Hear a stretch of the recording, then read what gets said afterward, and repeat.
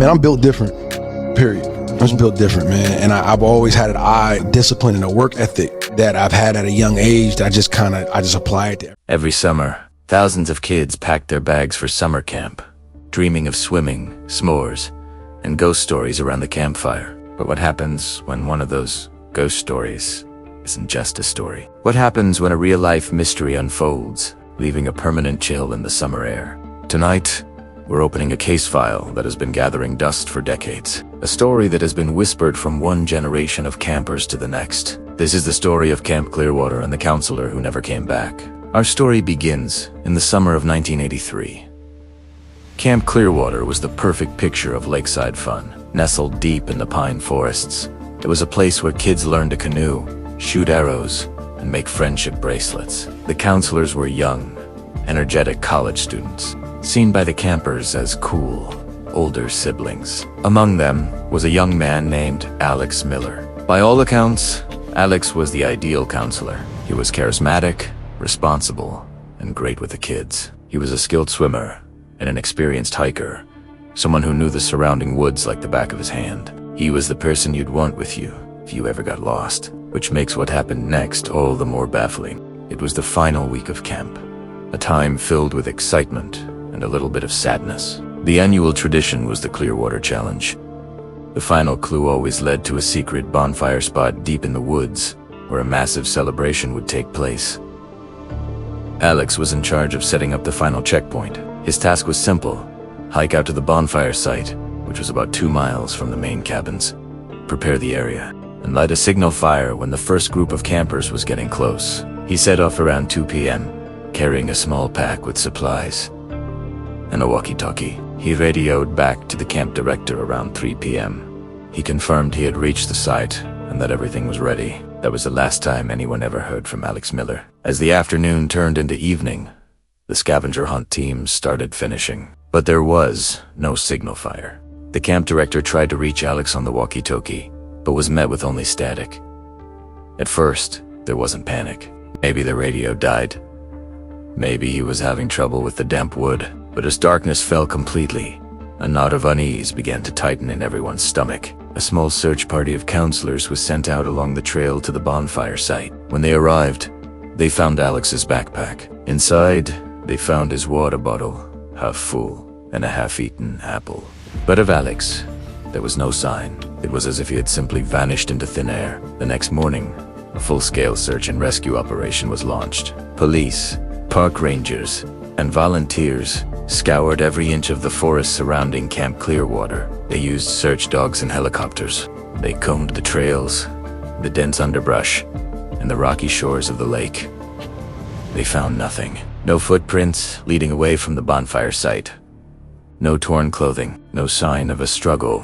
The search dogs, which were able to track Alex's scent from his cabin right to the bonfire pit, lost the trail completely at that spot. It was as if he had been lifted right out of the woods. The search continued for weeks, but as hope dwindled, the operation was eventually scaled back and officially called off. Alex Miller was declared a missing person, and the case went cold.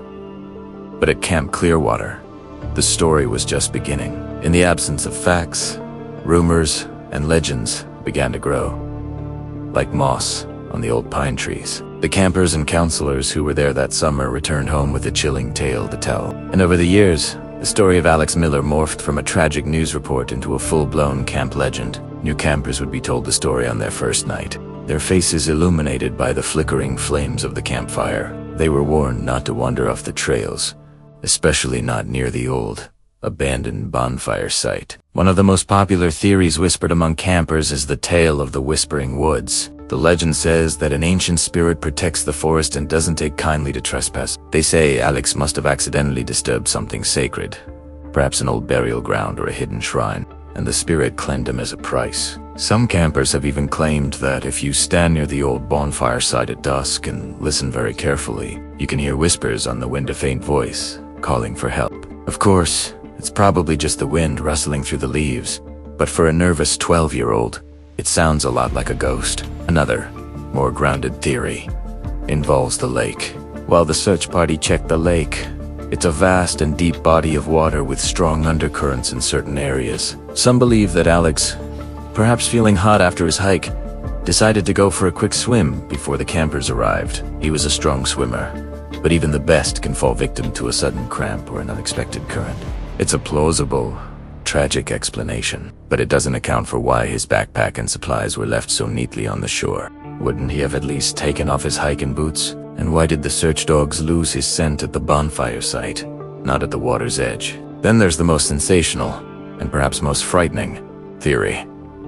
That Alex didn't just disappear, but he chose to. Some people who knew him said that in the weeks leading up to his disappearance, Alex had seemed a bit distant, more quiet than usual. This led to speculation that he was unhappy and wanted to start a new life. The idea is that he used the scavenger hunt as the perfect cover. He hiked out, left his bag to make it look like he'd met with foul play, and then simply walked away, hitching a ride on a nearby highway to an unknown destination. It's a romantic, adventurous idea, but it's a painful one for his family and friends, who have spent decades searching for answers. The police investigated this possibility, but found no evidence that Alex had a secret plan or had accessed any money.